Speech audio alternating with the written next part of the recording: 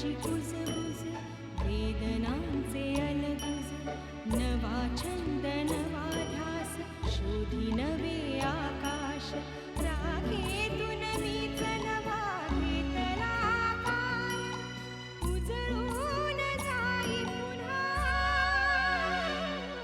अवघाची हा संसार, अवघाची हा संसार. तू पुन्हा जर हे असं काही करण्याचा प्रयत्न केलास तर तुझ्या आधी मी जीव देईन. नाही हर्ष, असं बोलू नका. शार्दूल घरी परत आलाय. तुम्हाला सांगतो मिस्टर म्हात्रे, आमच्या कॉलेजची रोज क्वीन होती ही. इतक्या दिवसानंतर हा मेलेला माणूस अचानक जिवंत कसा काय होऊ शकतो? जेव्हा जेव्हा मी संकटात सापडतो तेव्हा तेव्हा माझं कवच बनून ती माझं रक्षण करते आणि मला त्या संकटातून सोडवते.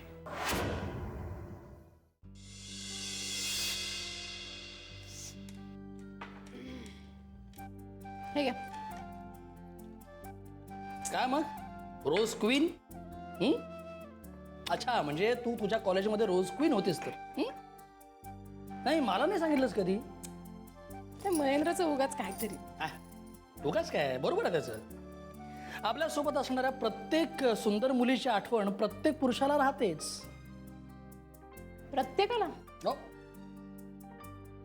म्हणजे तुम्हालाही आठवतं अशी एखादी मुलगी? ऑफकोर्स.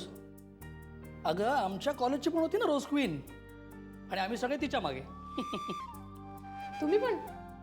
म्हणजे काय, मी पण. काय नाव काय होतं तिचं? अगं, रोज क्वीन होती ना ती. रोजी. रोजी नाव तिचं. हा हा हा हा. काय दिसायची माहितीये? ग्रेट. एखाद्या हॉलिवूड फिल्मची हिरोईन.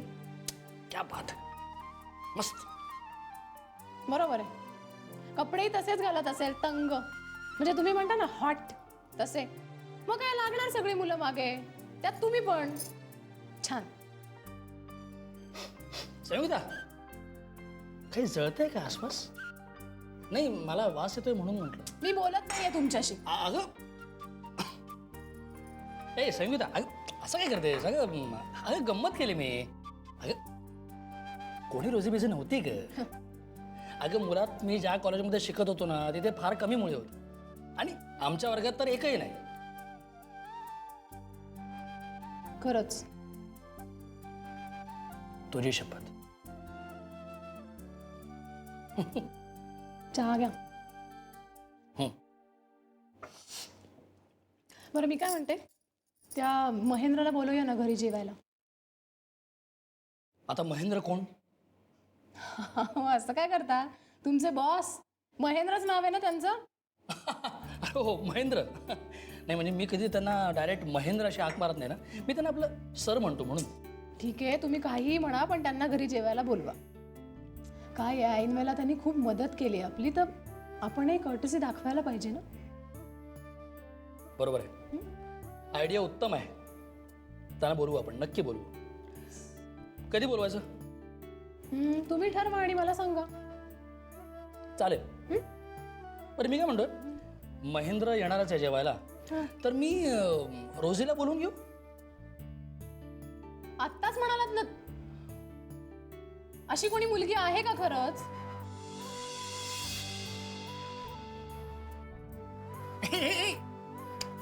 संयोगिता, गंमत केली.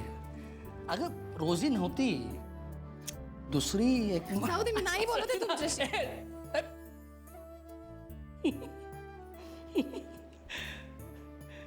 पाय का म्हणजे ना.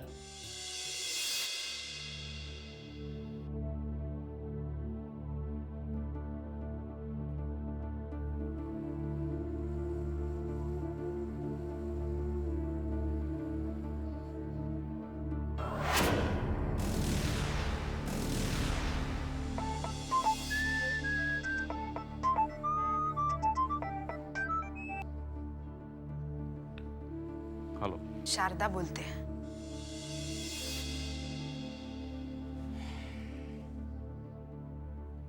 कशी आहे तब्येत आता? बरी आहे, पण तुमची आठवण येते. तुम्ही येणार होता ना आज? हां, पण म्हणजे वेळच नाही मिळाला. ओ मला वाटलं की ऑफिसमधून घरी जाताना एखादी चक्कर टाकाल इकडे. हां, पण अजून घरी कुठे गेलोय मी? म्हणजे अजून घरी कुठे गेलो मी? ऑफिसमध्येच आहे मी. पण काम खूप होतं त्यामुळे वेळ नाही मिळाला कामातनं. पण तू म्हणत असशील तर येतो मी घरी. नाही, माझ्यासाठी काम टाकून येऊ नका. तसंही खूप त्रास दिलाय मी तुम्हाला. आता अजून डिस्टर्ब नाही करणार. आज नाही आलात तरी चालेल, पण उद्या याल ना भेटायला? दिवसभरात एकदाही भेटली नाही ना की जीव अगदी कासावीस होतो.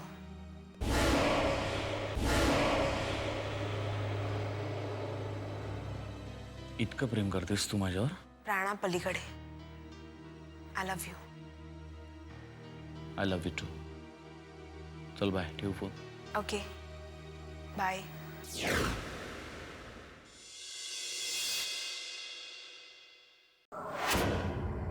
वैताग आहे वैताग. आधी प्रियांका, ताई शारदा आणि आता ही आसावरी. हर्षवर्धन, काही खरं नाही तुमचं.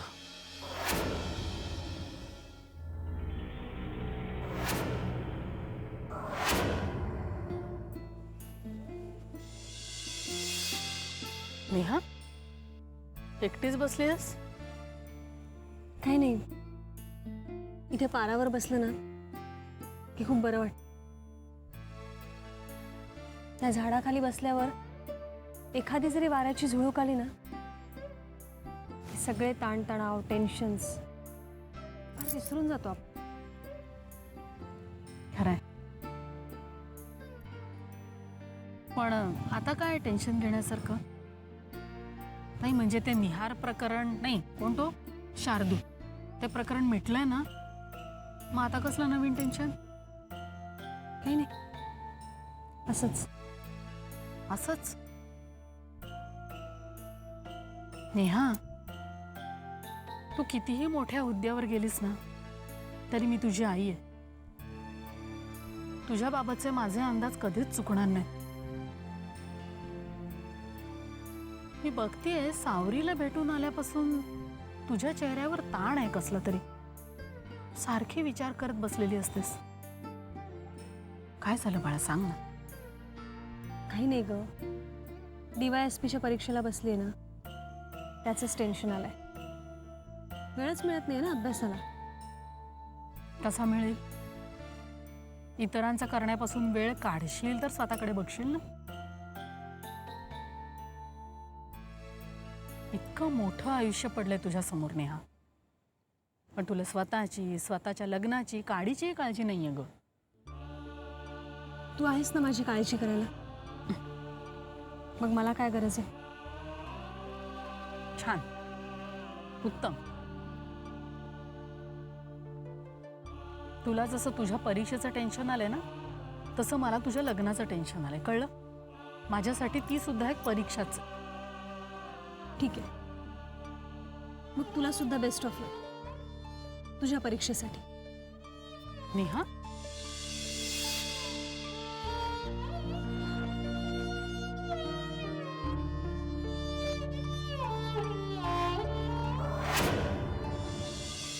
आसावरी, मला माहिती आहे की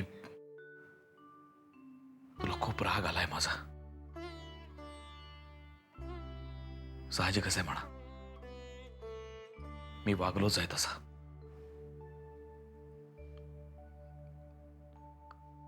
खरं तर सॉरी म्हणण्याची सुद्धा माझी पात्रता नाही आता. मी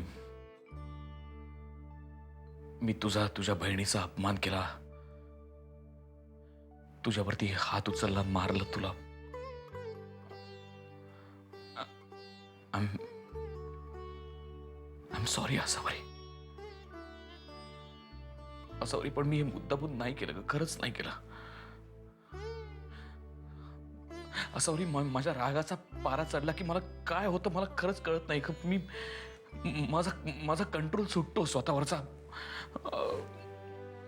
माझ्या आजूबाजूला जी कोणी माणसं आहेत ती सगळी माझी शत्रू आहेत असं वाटतं मला. आणि मी समोरच्यावर तुटून पडतो एखाद्या पिसाळलेल्या जनावरासारखा. मला खरंच कळत नसतं मी काय करतो ते. पण जेव्हा माझा राग शांत होतो तेव्हा मला माझी चूक कळते आणि मग मी जळतो पश्चात्तापाच्या आगीत. पण तोपर्यंत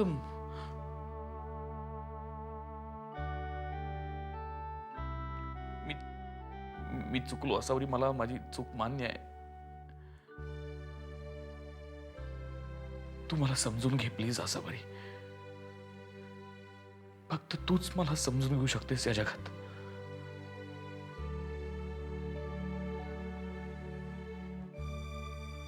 माफ कर मला. खरंच माफ कर. चुकलो मी.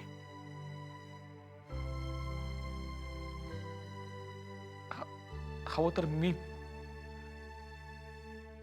तर मी पाया पडतो तुझ्या. हे बघ, पण माफ कर मला प्लीज. माफ कर. काय करताय तुम्ही? नाही, तू मला माफ कर. नाही तोपर्यंत मी असंच बसून राहणार तुझ्या पायाशी. प्लीज माफ कर. प्लीज. चुकलं माझं, मला मान्य.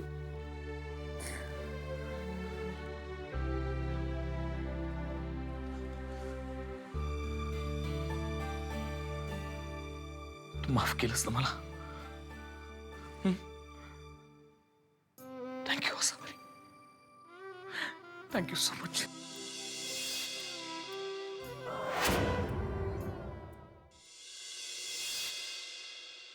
हर्षदा, आता आपल्याला बिझनेसचं प्लॅनिंग सुरू करायला हवं. आता लवकरच माझे नोकरी संपायचे दिवस जवळ येत चालले. आपलं मंथली इन्कम पण बंद होणार. तर लवकरच आपल्याला काहीतरी प्लॅनिंग करायला हवं पैशांचं. हो, आणि बिझनेस सुरू केला तरी त्यातून पैसे मिळेपर्यंत 2-3 महिने तरी जाणार. आणि 2-3 महिने तुझा पगार नाही आला तर प्रॉब्लेम होणार आहे. तेच तर म्हणतोय मी. शेवटचं पेमेंट आल्यानंतर आपल्याला लवकरच काहीतरी तरतूद करायला हवी 2-3 महिन्याची. नाही, तसे काही पैसे आहेत माझ्याजवळ. तुझ्याजवळ? हा, म्हणजे माझ्या दर वाढदिवसाला दाजी काही पैसे माझ्या नावाने बँकेमध्ये ठेवतात. आणि तसंच काळे काकांकडे मी जॉब करायचं ना तेव्हाचं पण काही सेव्हिंग आहे. हर्षदा, मला असं वाटतं की त्या पैशांना आपण हात नको लावायला. का? अगं, एकतर भविष्यासाठी आपल्याला काहीतरी तरतूद म्हणून ते पैसे असायला हवेत. आणि शिवाय ते पैसे तुझ्या वडिलांनी तुझ्यासाठी, तुझ्या भविष्यासाठी ठेवलेत. उगाच आपण ते आता वाया घालवण्यात काही अर्थ नाही. अरे पण पैसे वाया हे कुठे बघ हर्षद दादा, हे सांगतो ते ऐक. ते पैसे आपण भविष्याची तरतूद म्हणून ठेवूया. ठीक. बरं, आता बिझनेस सुरू करायचा म्हणजे मी काही लिस्ट तयार करून ठेवलं. त्याच्यावरती आपल्याला काम सुरू करायला पाहिजे. एक तर सर्वात पहिले म्हणजे जागा. त्याच्यानंतर आपल्याला बिझनेस सुरू करण्यासाठी लागणारं कॅपिटल. त्याच्यानंतर त्या सगळी मॅनेजमेंट, त्यानंतर ऑफिससाठी लागणारं फर्निचर, या सगळ्या गोष्टींची आपल्याला एक तरतूद करून ठेवावी लागेल. आणि त्याचं एक लिस्ट मी आता करून आणि त्याच्याचबरोबर त्याला किती पैसे लागणार आहेत?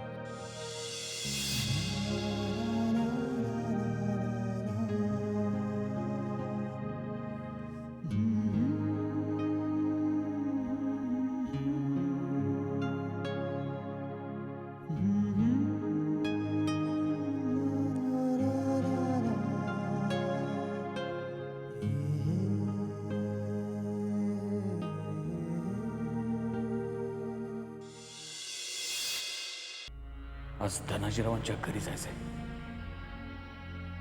तिथे त्या त्या शार्दूलनी मला ओळखलं तर. आणि आणि त्यांनी जर सांगितलं की माझ्यामुळे हे नाही नाही असं झालं तर धनाजीराव सोडणार नाहीत मला. काय करू मी? काय करू काही कळत नाहीये. काय करू?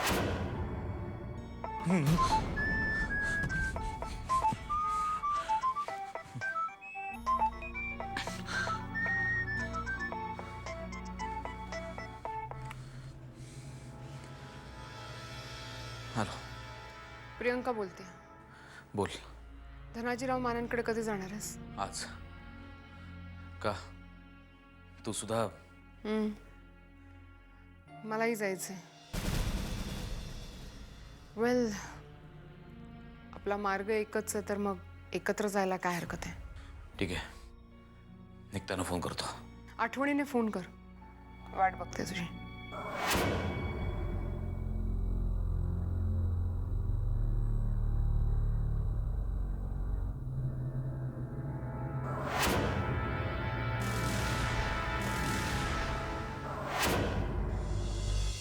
अहो अहो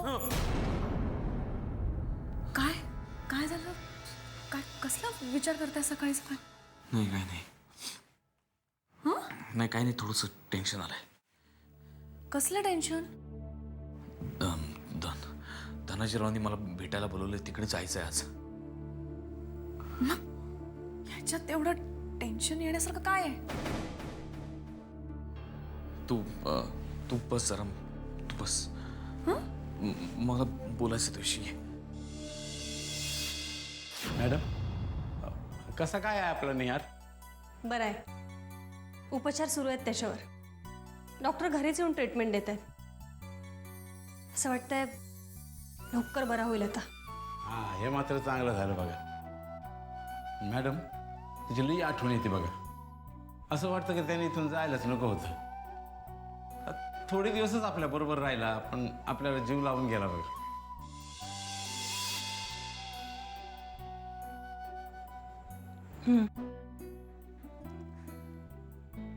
पण शेवटी त्याचं घर ते त्याचं घर आहे ना बारगीर. स्वतःच्या घरात कुणाला बरं वाटत नाही. त्याच्या वडिलांचा खूप जीव आहे त्याच्यावर. फक्त वाईट एकाच गोष्टीचं वाटतंय, त्याच्या वडिलांना तो ओळखतच नाहीये. सगळं विसरलंय जुनं. हां मॅडम, हे मात्र वाईट झालं बघा. आता स्वतःच्या बापाला वगैरे नाही म्हणल्यावर बापाला काय वाटत असेल आणि त्याच्या मनावर काय परिणाम झाला असेल. पण काय का असं ना मॅडम, तो आपल्या घरी पोहोचलाय ना, हळूहळू समजा ठीक होईल बघा. बरं, मी इथे 3-4 दिवस नव्हते तेव्हा काही नवीन केसेस आल्यात? हो, काल रात्री 4 तरुणांना पकडले, पण त्यांच्याकडे काही नकली दारून थोडेसे पैसे सापडलेत. ही फाईल ठेवली बघ. ठीक आहे, या तुम्ही.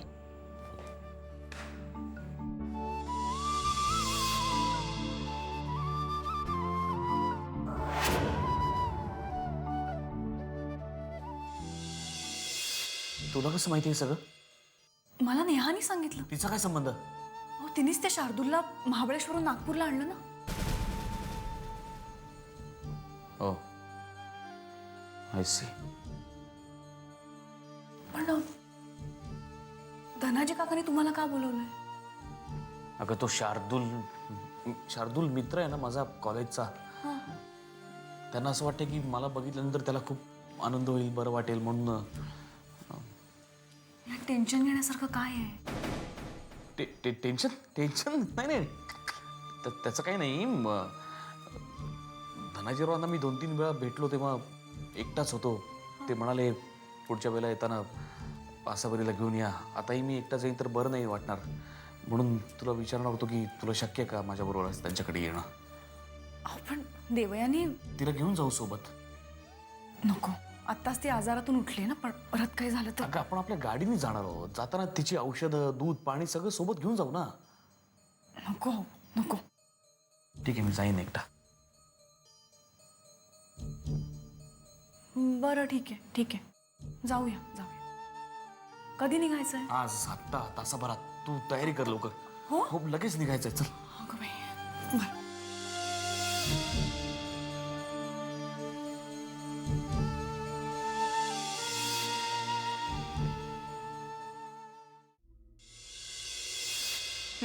घ्या. थँक्यू. शारदा, कालपासून हर्षवर्धन तुला भेटायला नाही आले ना? हो, पण फोन येत आहेत त्यांचे. पण आज सकाळपासून तर फोनही नाही आला. काल आला होता, रात्रभर ते ऑफिसमध्ये काम करत होते म्हणून सकाळी आला नसेल. शारदा, तू खूप भोळी आहेस. तू पटकन कुणाच्याही कुठल्याही गोष्टीवर विश्वास ठेवते. म्हणजे काय म्हणायचंय तुला? काल ते माझ्याशी खोटं बोलले. हे बघ, मी असं काही बोललेली नाहीये. हो, पण अर्थ तर तोच होतो ना. शारदा, मी त्यांच्या तोंडून कुठे प्रियंकाचं नाव ऐकलंय, म्हणून मला असं वाटलं की ही प्रियंका कोणी मैत्रीण आहे का त्यांची? सुश प्लीज, आधीच काय कमी महाभारत घडलंय की त्यात आणखीन त्याच्याविषयी तू माझ्या मनात विष घालून हे सगळं वाढवण्याचा प्रयत्न करते? मी फक्त तुला सावध करण्याचं काम करतेय, कारण तू माझी खूप जवळची मैत्रीण आहेस. आणि ही मैत्रीण जर तुझ्या जवळ राहावी आणि आपली मैत्री टिकू राहावी असं जर तुला वाटत असेल ना, तर आग लावणं बंद कर. कारण शेवटी आग ही वाईटच. त्यात दुसरा तर जळतोच, पण प्रसंगी आपलेही हात पोळले जातात. आता याच्यावर कशाला राग काढतेस? पोट भरलंय माझं.